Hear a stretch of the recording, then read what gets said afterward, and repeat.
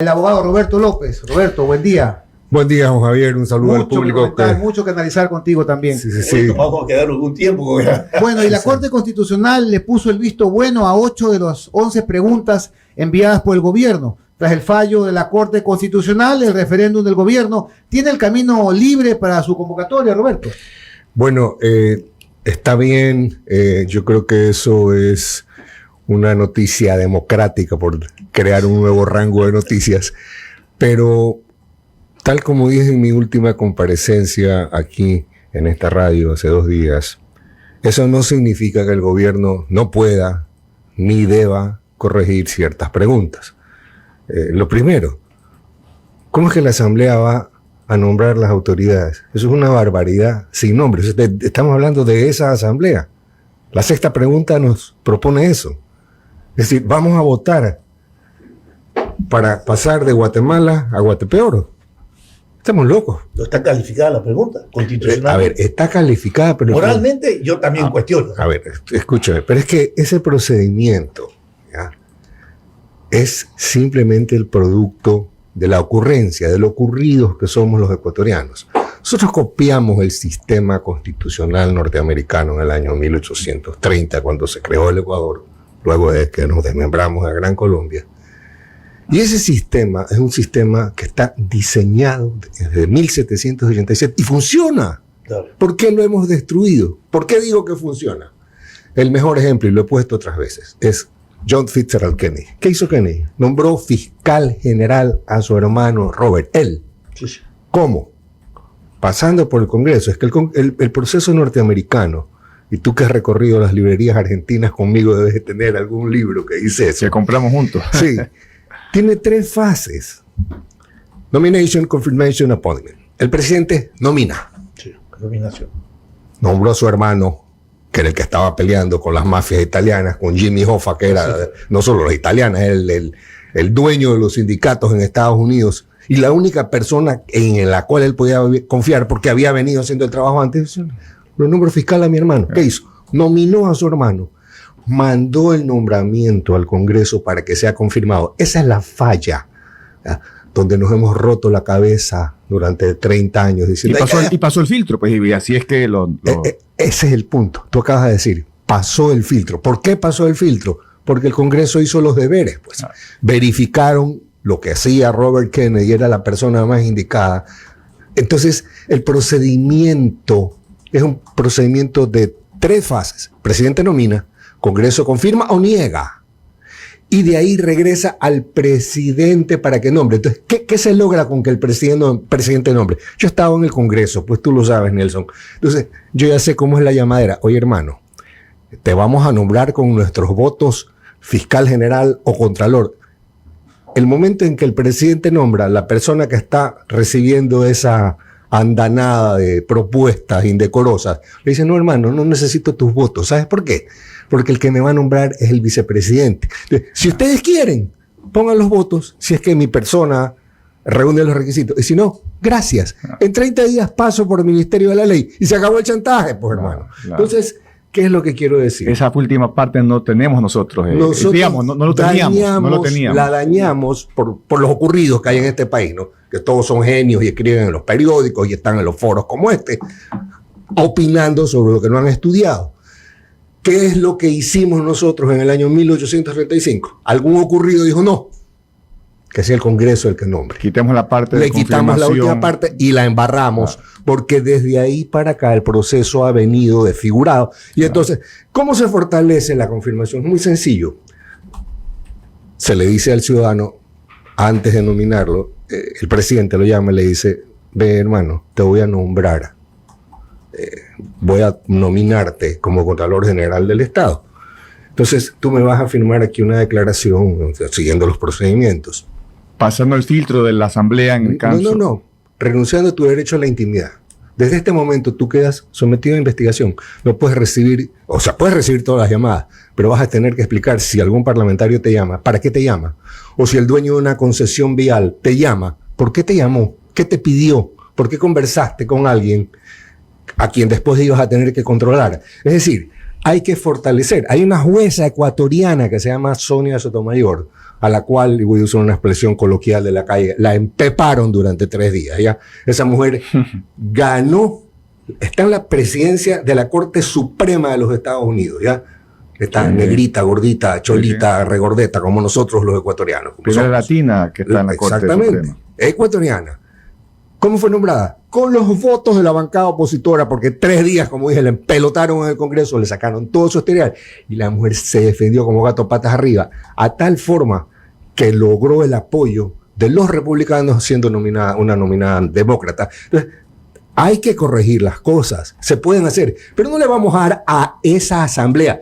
Cuando entré, ustedes estaban criticando y rechazando lo que le hicieron a Fernando Villavicencio, ¿verdad? Sí, claro. No podemos darle semejante poder. O sea, nosotros conferirle a la Asamblea, o sea, el arma para que nos termine de desbaratar, por Dios, estamos locos. Veamos lo conceptual, Roberto. Si nosotros copiamos ese sistema, sí, un sistema que funcionó, y que sigue funcionando, claro, hasta hoy día, y lo trasladamos aquí a nuestro país. Acá no funciona porque han hecho modificaciones de otros intereses, lo que sea. Ya, entonces no es el sistema. Ya, okay. No es que el sistema no funciona. El sistema funciona. Acá lo dañamos. Ya no es el sistema, es otra cosa. Es un sistema desfigurado. Ya, se dice que las democracias, en Estados Unidos fundamentalmente, sí, independiente de las crisis de intereses de juegos de poder o representación en el Congreso, su institucionalidad siempre sale por los fueros de mantener los valores de la democracia. ¿Qué es lo que quiero convenir contigo? Yeah. Hay un debilitamiento, ¿no?, agresivo, dirigido a un debilitamiento de la institucionalidad, de la estructura democrática o del Estado de Derecho. Sí. Y hay lo que se llama estas discrecionalidades en la misma estructura jurídica constitucional, yeah, que nos crea un caos, un laberinto. Yeah. ¿Cuál es un poco la alternativa para ir un poco resolviendo este problema? Arreglar la pregunta, proponer que volvamos al arquetipo original que crea el presidencialismo.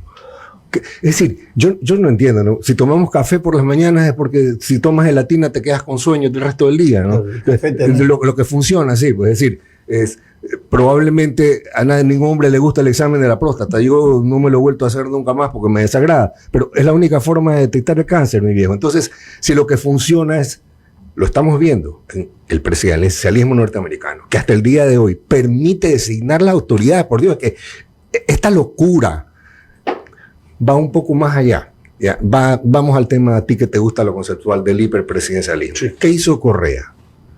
Todo el mundo ha hablado de hiperpresidencialismo 15 años. Yo les pregunto, ¿cuál hiperpresidencialismo se le quitaste al presidente? La fase más importante, la competencia más importante de su poder, que es designar autoridades. O sea, presidencialismo hay en Estados Unidos, que el presidente nombra en este juego compartido que, ¿saben qué? Con el filtro, que es importante, sí, ¿no? Pero es la expresión de la coordinación de poder en el cual intervienen los dos órganos que han sido favorecidos con el voto ciudadano. Este consejo de participación que está por debajo, fíjense cómo le quitó el poder al presidente y se lo dio a un órgano inferior. Pero aparte de eso, le quitó la potestad de convocar a consulta popular. Coge la Constitución del 98 y la Corte Constitucional no tiene que dar permiso. Coge los estados de excepción, la Corte Constitucional no tiene por qué abrir la boca. El control de los estados de excepción es parlamentario en todo el planeta. La interpretación de la Constitución que el Congreso no se había enterado que la tenía. Entonces, ¿qué hizo el señor Correa? No construyó un hiperpresidencialismo, construyó un hipopresidencialismo, un presidencialismo disminuido. ¿Por qué? Porque trasladó todo el poder de la presidencia a la Corte Constitucional. Entonces, hemos destruido el sistema y lo increíble es que hacemos una consulta popular y lo mantenemos así. Ya, pongamos esto en parangón. En Estados Unidos, para tomar el ejemplo que estamos hablando, sí, cuando se trata de organizar un nuevo gobierno, no están preocupados por crearle las condiciones ni el escenario favorable al gobernante, no, sino fortaleciendo las instituciones para el control, para que no exista concentración de poder ni abuso. Ni siquiera ni siquiera tienen que fortalecerlas. Las instituciones norteamericanas funcionan. Aquí en el país, en el caso del expresidente Rafael Correa, sí, no solamente que llegó a concentrar el poder, sino que se creó a su medida una constitución que le permitió ir generando estos aspectos de concentración de poder. Eso es lo que estoy sosteniendo que no es así, es todo lo contrario. Correa le quitó el poder al presidente y lo asumió a las bravas. Es autocrático. A ver, es una actitud autocrática, pero tú me estás hablando de la estructura institucional, que es otra cosa. No, estoy hablando de la constitución que él creó. Esa constitución que tú crees que la creó a su medida, pero quitándole el poder al presidente y dándoselo a la Corte, y dejó la Corte por un periodo y a todas las autoridades. Revisa todas las autoridades. Normalmente las autoridades duran 4 años. Oiga, acá tenemos que irnos al corte, pero un comentario de lo que ustedes están hablando. El problema no es quién los nombra, sino a quién los nombran. Ese es el problema. Son dos problemas. Pero son dos problemas. Porque como expliqué al inicio, una cosa es que lo nombre el presidente y que si no hay los votos pase por el Ministerio de la Ley el funcionario y que no está sometido al chantaje del Congreso. Y otra cosa es que sea el Congreso al que tú le pongas el platillo y servido con ensalada para que se lo devoren. ¿Por qué las autoridades principales de control, Contraloría, no las nombramos por elección popular? Y nos evitamos de todo este relajo. Porque, a ver, aquí hay algo que se llama democracia representativa, ¿ya?